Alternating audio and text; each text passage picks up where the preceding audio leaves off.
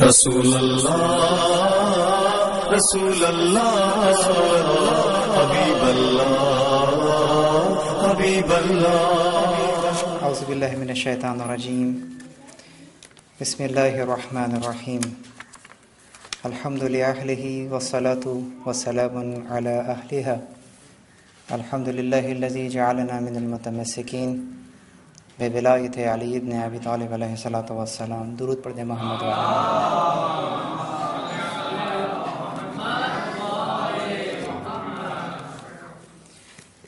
عزیزان گرامی قادر، جس موضوع پہ میں آج آپ کے سامنے لب کشائی کی جسارت کر رہا ہوں وہ اپنے معنی کے لحاظ سے بہت ضخیم ہے، سیرت شناسی، اور خصوصاً سیرت شناسی اور پھر اس کی راہ میں حائل رکاوٹیں۔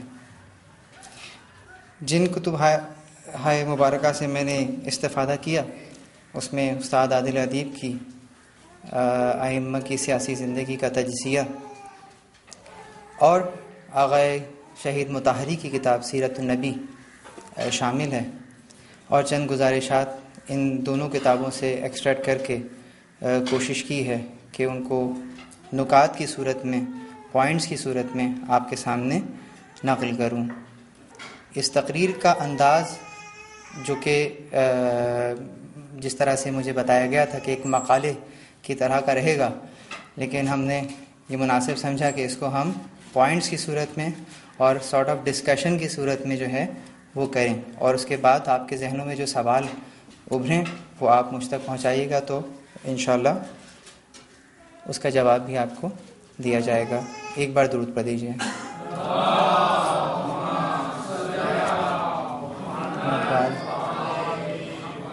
سیرت شناسی پہ بات کرنے سے قبل ہم لفظ سیرت پر روشنی ڈالنا چاہیں گے کہ سیرت سیر سے نکلا ہے، عربی زبان کا لفظ ہے جس کا مطلب ہے چلنا۔ سیر یعنی چلنے، اور سیرت یعنی چلنے کا انداز، یعنی کہ ایک چیز ہوئی سیر کہ جس میں چلنا پھرنا، حرکت کرنا اور مشاہدہ کرنا، یہ سیر کے معنی میں استعمال ہوگا لفظ۔ لیکن جب ہم بات سیرت کی کریں گے تو وہاں پر ہم انداز سے مراد لیں گے کہ چلنے کا انداز کیا ہے۔ مثال کے طور پہ مثلا جو عربی سے واقف لوگ یہاں موجود ہیں ان کے لیے تو یہ نئی بات نہیں ہے، لیکن جو عربی سے زبان سے بہت زیادہ آشنا نہیں ہیں ان کے لیے ہم یہ بتانا چاہیں کہ جیسے مثلا ایک لفظ ہے جلسہ۔ جلسہ کا مطلب ہوتا ہے بیٹھنا، جیسے کہ آپ لوگ اس وقت یہاں تشریف فرما ہیں۔ یہی لفظ اگر جلسہ کے طور سے دیکھیں گے تو اس کا مطلب ہوگا بیٹھنے کا انداز، کہ بیٹھنے کا انداز کیا ہے۔ جلسہ اور جلسہ یعنی سیر کے مصادر میں حرکت، سیر، روش و رفتار شامل ہے، لیکن سیرت چلنے کے انداز پر منتخب ہوتا ہے۔ سیرت النبی کے عنوان سے اس لفظ کے معنی نبی کریم کا انداز عمل ہے۔ عموماً جو کتابیں سیرت کے عنوان سے ہماری دسترس میں ہیں ان میں رسول اکرم کے عمل کو تحریک کیا گیا جو کہ سیر ہے، سیرت نہیں۔ سیرت رسول اکرم کے طرز عمل، انداز عمل اور اسلوب کا نام ہے۔ مختصراً سیرت پیغمبر کے طرز و روش زندگی کو کہتے ہیں۔ یہ مشکل باتیں ہیں، تمہیدی گفتگو ہے، لیکن ذہن میں رکھیے گا کہ ایک پیغمبر کا عمل قرار پائے گا اور ایک پیغمبر کا طرز عمل قرار پائے گا۔ سیرت کا عنوان، سیرت کے باب میں ہم طرز عمل کو تو کہہ سکتے ہیں لیکن رسول کے عمل کو سیرت نہیں کہہ سکتے، رسول کے طرز عمل کو سیرت کے طور پہ دیکھ سکتے ہیں۔ جیسے مختصر ارشاد ربانی ہوتا ہے قل سیروا فی الارض، زمین میں گھومو پھرو۔ اب اگر میں اس آیت کے فقط اس ٹکڑے کو لے لوں کہ زمین میں گھومو پھرو، یعنی میں دیکھوں، پہاڑوں کو دیکھوں، زمین کو دیکھوں اور بہت سارے مشاہدات کروں، لیکن اس مشاہدے کے پیچھے کوئی سوچ کار فرما نہ ہو تو یہ فقط سیر ہوگی جو کہ لا حاصل۔ لیکن اگر اس آیت کے دوسرے ٹکڑے کی طرف بھی میں جاؤں، فانظر کیف کان عاقبۃ المکذبین، اب ذرا ڈھونڈو دیکھو کہ جو جھٹلانے والے تھے ان کی عاقبت کیا ہوئی ہے۔ تو اب یہ فکر لے کر جب میں سیر کروں گا تو یہ مجھے ایک نتیجہ دے گی، یہ مجھے کسی فکر کسی منزل تک لے جائے گی۔ یعنی کہ جب ہم کسی موضوع کو موضوع بحث بنائیں اور اس میں سیر کریں تو اس کے پیچھے اس کا مقصد ضرور ہمارے ذہنوں میں ہونا چاہیے تاکہ ہم اس مقصد تک پہنچ سکیں جس طرف اشارہ کیا جا رہا ہے۔ ایک اور نقطہ جو ہمیں اس آیت میں نظر آتا ہے وہ لفظ فی ہے، غور کیجئے گا۔ یہ جو کہا ہے سیرو فی الارض، یوں نہیں کہا جا رہا سیرو علی الارض، زمین پر گھومو پھرو، نہیں، زمین میں گھومو پھرو، یعنی کہ صرف جھٹلانے والوں کی عاقبت مطلب کہ ذہنوں میں فرعون اور حامان اور وہ لوگ نہ آئیں، اور بھی بہت سے مصادیق ہیں، جیسے تحقیق کرو، ذرے ذرے کا سینہ چیر کر دیکھو کہ اندر کون سا نظام کار فرما ہے، ہر ذرہ اپنی مرکزیت کی طرف تمہیں نظر آئے گا۔ ایٹم کو توڑیں گے تو اس میں بھی آپ کو الیکٹران ایک مرکز کے گرد گھومتے ہوئے نظر آئیں گے، گیلیکسیز پہ نظر ڈالیں گے وہ بھی ایک مرکزیت کی طرف لے کر جائیں گے۔ تو گھومو پھرو زمین میں اور پھر دیکھو کہ جن لوگوں نے اس نظام کو جھٹلایا ان کی عاقبت کیا ہو گئی۔ اس فی کو آئی ہوپ میں کافی حد تک آپ کے سامنے بیان کر سکا۔ بس اب اس فی کو یاد رکھیے، یوں ہی نہیں کہا گیا کہ سیرو علی الارض، جیسے میں نے آپ کے سامنے عرض کیا۔ اگر اس آیت کا لفظ فی سمجھ میں آ گیا تو مجھے ایک اور فی سمجھانے میں دقت نہیں ہوگی۔ لقد کان لکم فی رسول اللہ اسوۃ حسنہ، یعنی کہ اب جب میں رسول کی سیرت کا مطالعہ کروں گا تو وہ فقط ایک پہلو کو سامنے رکھ کر نہیں کروں گا، زندگی کے تمام شعبوں میں رکھ کر رسول خدا کی زندگی اور رسول خدا کی طرز عمل کا مطالعہ کروں گا۔ پس جس طرح زمین میں اتنی گہرائی سے سیر کی تھی اور وہ بھی ایک مقصد کے تحت، اسی طرح رسول اللہ کی زندگی میں گہرائی کے ساتھ ہر پہلو کی سیر کرو ایک مقصد کی خاطر، اور وہ ہے اسوہ حسنہ، یعنی کہ مکارم اخلاق کو بلند کرنے کا ایک ذریعہ۔ مثلا رسول مبلغ تھے، آپ کی تبلیغ کی روش کیا تھی، کس طرح سے آپ دعوت دیا کرتے تھے؟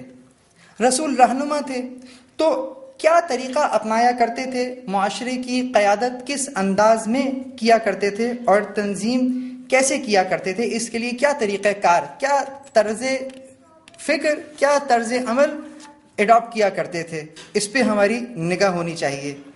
یہاں ایک اور بات واضح کرنا چاہتا ہوں، اور وہ یہ کہ ایک لفظ ہے خلق اور دوسرا ہے خلق۔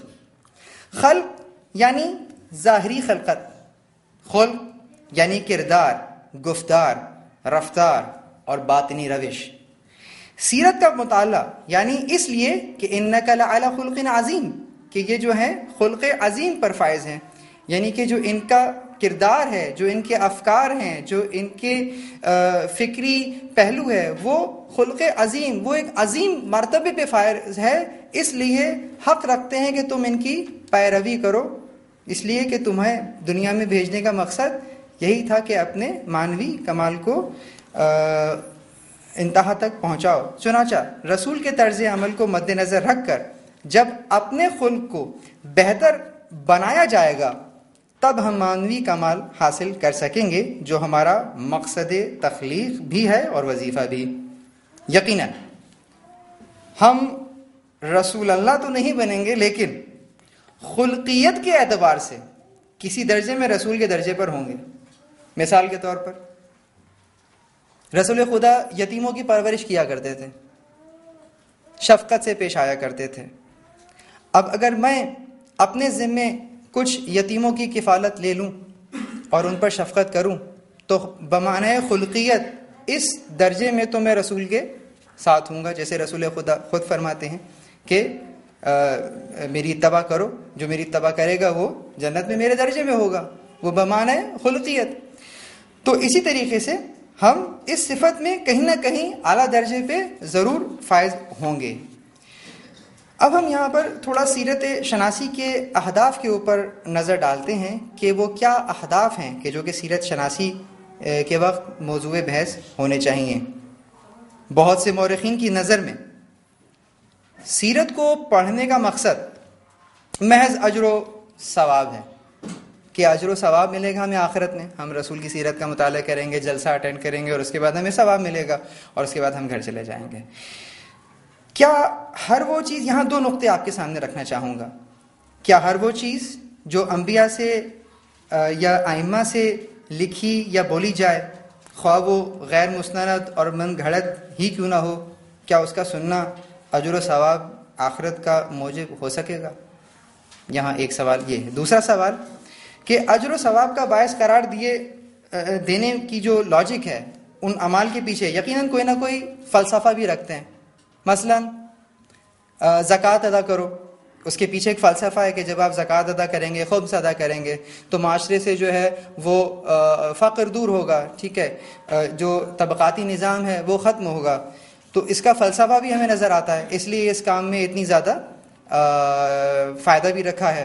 لیکن اگر فقط سیرت کو پڑھا جائے گا اور اس کا عملی زندگی سے کوئی رابطہ نہیں ہوگا تو کیا اس کے باوجود بھی اس قسم کی سیرت کو پڑھنے میں کوئی اجر اور ثواب موجود ہے کہ نہیں؟ تو یہ ایک دوسرا اہم نقطہ تھا۔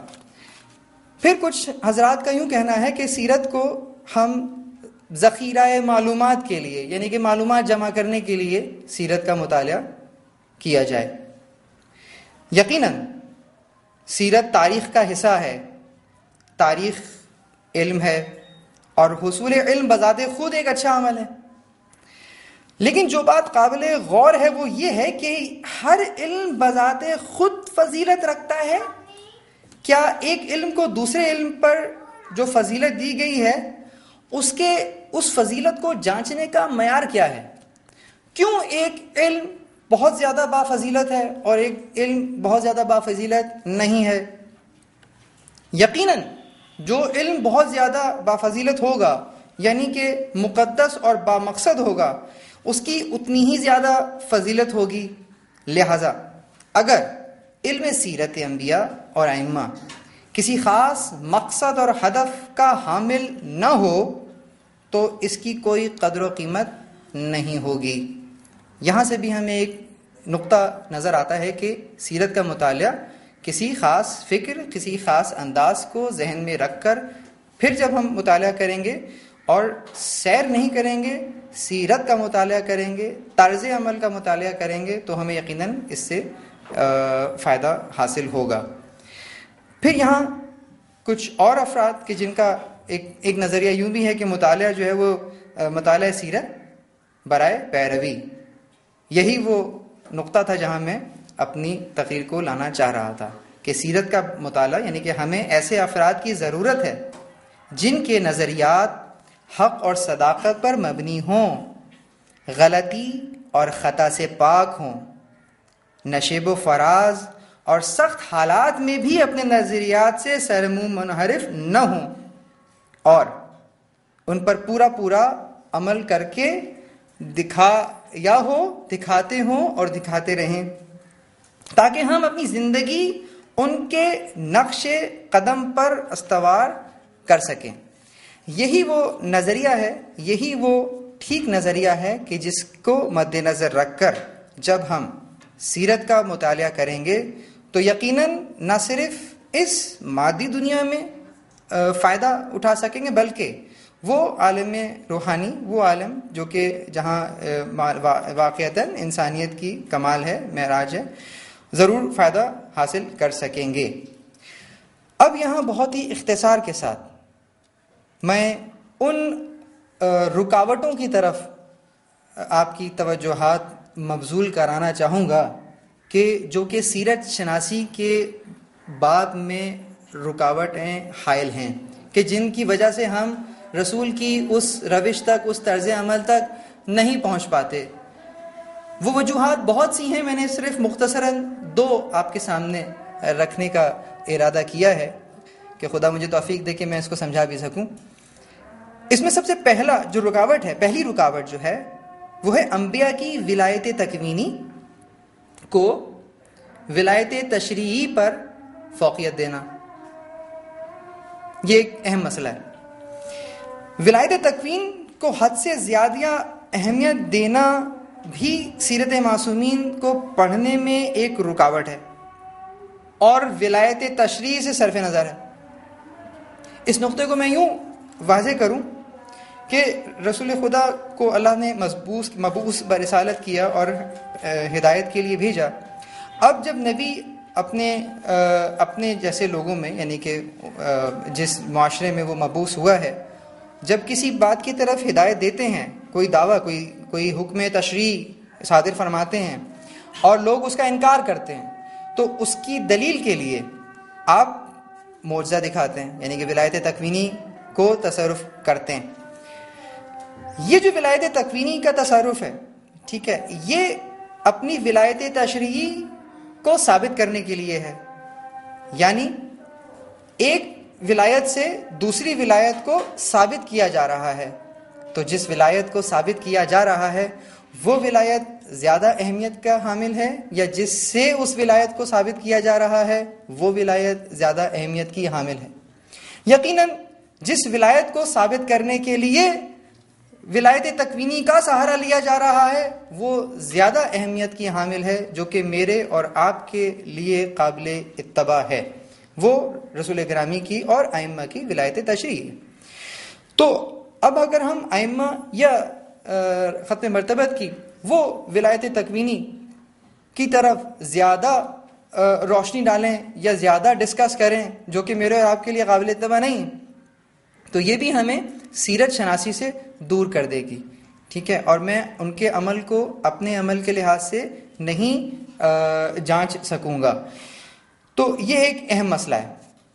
دوسرا مسئلہ یہاں پر پھر یوں ہوتا ہے کہ بہت سے لوگ کہتے ہیں کہ جیسے ماضی میں بہت سارے جیسے جنگیں ہوئی ہیں، بہت سارے معاملات ہوئے ہیں، بہت سارے کنفلکشنز ہوئے ہیں، اور بہت سے قانون ہیں کہ جو کہ امپلیمنٹ ہیں دنیا میں مختلف اقوام کے اندر، اور خدا کا قانون بھی امپلیمنٹ ہے. ٹھیک ہے، اور وہ خدا کا قانون جو ہے وہ یقیناً حقدار کو حق دلاتا ہے، جو غاصب ہے اس سے حق کو لے کر جو حقدار ہے اس تک پہنچا دیتا ہے. اختیارات کا جب لوگ غلط استعمال کرتے ہیں تو پھر یہ اونچ نیچ ہوتی ہے، اور پھر اس کے نتیجے میں جنگ بھی ہو جاتی ہے، اور جنگ کے بعد جو نتیجہ نکلتا ہے وہ محض اتفاقی ہوتا ہے.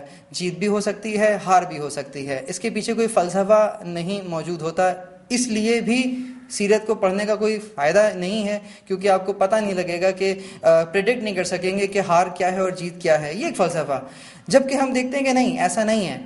جب اس بات کا جائزہ، مطلب یہ چیز، اس بات کا جائزہ جو ہے اگر اب یوں لینا مقصود ہو کہ وہ کیا شے ہے جو فتح سے ہمکنار کرتی ہے، اور وہ کیا شے ہے کہ جو کہ ہمیں ناکامی کی سمت لے جاتی ہے، جب تک ہمیں اس شے کا نہیں معلوم ہوگا تو ہم کما حقہ جو عملی میدان ہے وہاں پر ہم سرخرو نہیں ہو سکیں گے.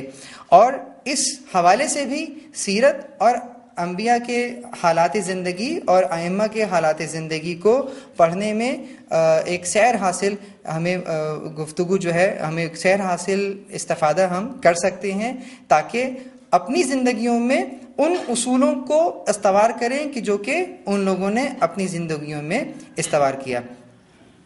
آخر میں اس بات کی طرف کنکلوڈ کروں گا کہ ہمیں اور آپ کو رسول خدا کی جو خلقیت ہے، یعنی کہ وہ جسے ہم کہتے ہیں جو کہ باطن ہے، جو کہ ہماری اور آپ کی اصل کردار ہے، اس معاملے میں رسول خدا کی پیروی کرنی چاہیے.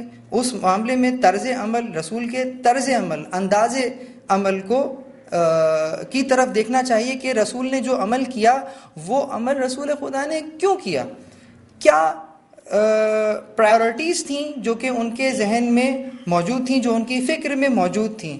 یہی روش ہم جب ائمہ کی زندگیوں کا مطالعہ کریں تو ہمارے ذہنوں میں ہونا چاہیے کہ ہم فقط رسول کے یا امام کے عمل کو نہ جانچ رہے ہوں، بلکہ یہ بھی دیکھ رہے ہوں کہ وہ عمل جو کیا جا رہا ہے اس کے پیچھے کیا فکر کار فرما ہے، تاکہ ہم اپنے ذہنوں کو، اپنے افکار کو رسول خدا اور خصوصاً ائمہ کے افکار سے ملا سکیں، اور the last but not least حضرت حجت جو کہ ہمارے اور آپ کے زمانے کے امام ہیں، اپنی فکر کو ان کی فکر کے مطابق کر سکیں، تاکہ اپنی ذمہ داریوں کا احساس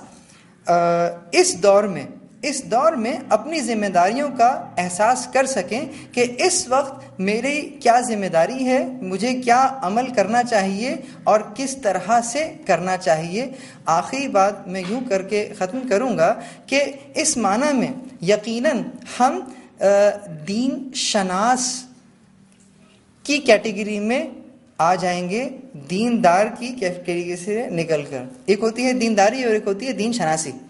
دین شناس کا مطلب، یا جسے آپ اپنے طور پہ کہیے کہ عزاداری اور عزا شناسی، یہاں سے سمجھانا بہت آسان ہے۔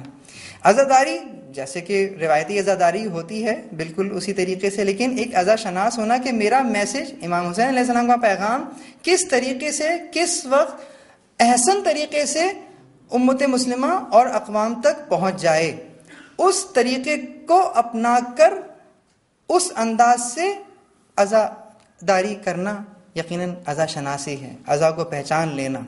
تو بہرحال دعا ہے خداوند کریم سے کہ ہمیں صحیح معنوں میں کما حقہ سیرت شناسی کی توفیق عطا فرمائے، اور ہمیں ائمہ اور انبیاء کی جو افکار ہیں ان سے قریب ہونے، ان کے اس درجے میں آنے کی توفیق عطا فرمائے، اور ہمیں حقیقی منتظرین میں شمار کریں۔ والسلام علیکم ورحمۃ اللہ وبرکاتہ۔ درود پڑھ دیجیے محمد والے میں۔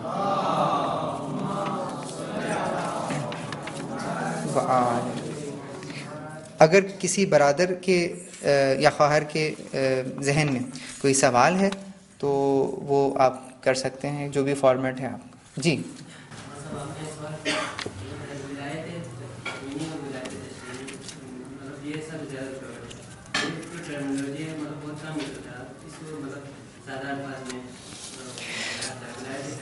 بالکل، بہت اچھا سوال ہے اور بہت بیسک سوال بھی ہے، اور عموماً ہمارے خصوصاً جوانوں میں اس قسم کی بحث کا چونکہ فقدان ہے، تو میں تبرکاً آپ کے سامنے چند جملے ضرور عرض کروں گا۔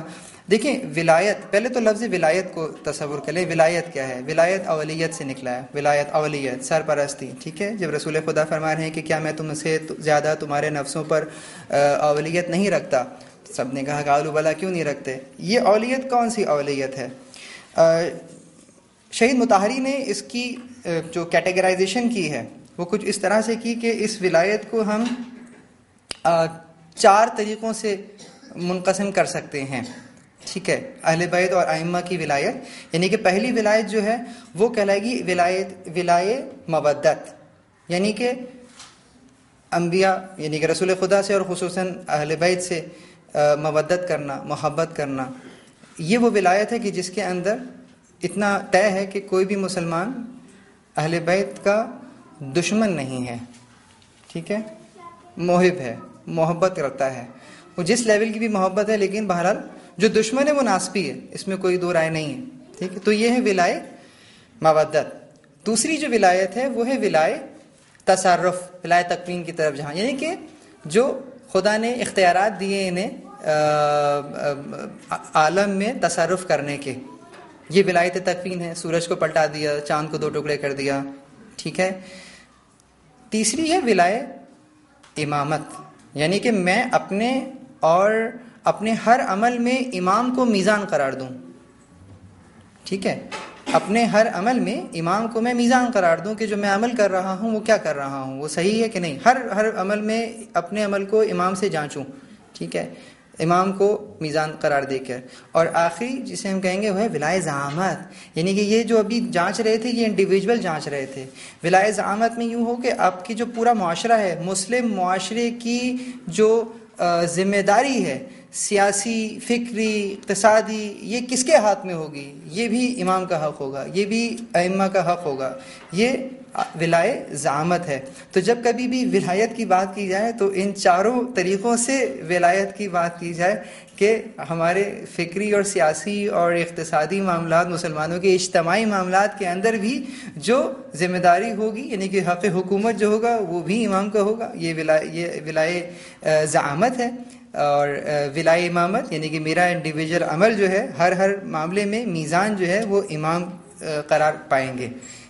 ولایہ تشریع یعنی کہ جو وہ حکم دے رہے ہیں یہاں حلال اور حرام کا، وما اتاکم الرسول فخذوہ وما نہاکم فانتہوا، اس معاملے میں کہ جو وہ آپ سے کہیں، جو آپ کو دیں لے لو، اور جس سے منع فرمائیں رک جاؤ، اس معنی میں۔ تو یہاں آپ کو اتباع کرنا ہے تشریعی معاملات کے اندر۔ میں یہ نہیں کہتا کہ آپ جو ہے وہ چاند توڑنے کی کوشش کرنا شروع کر دیں، وہ ولایت تکوین ہے، انشاءاللہ اگر اللہ نے آپ کو اجازت دی تو آپ یہ بھی کر لیں گے، ٹھیک ہے۔ لیکن بہرحال جو قابل اتباع ہے وہ یہ تشریعی معاملات ہے۔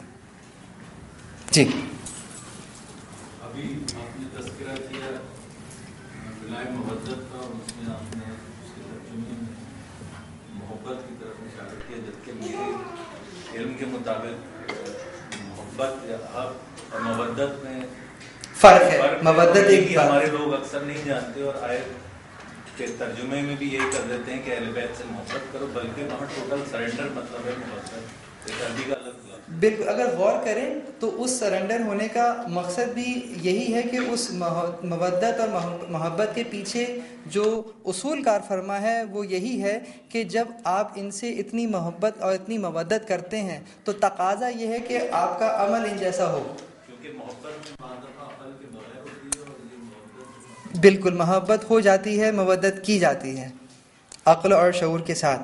بالکل، ہم ایک عمومی معاملات جیسے میں نے کہا امت مسلمہ میں، تو اس کو ہم نے ہائی لائٹ کیا۔ بات آپ کی بالکل 100% صحیح کہ مودت اپنے ہوش اور حواس عقل کے ساتھ، معرفت کے ساتھ کی جاتی ہے۔ جی، والسلام علیکم ورحمۃ اللہ وبرکاتہ۔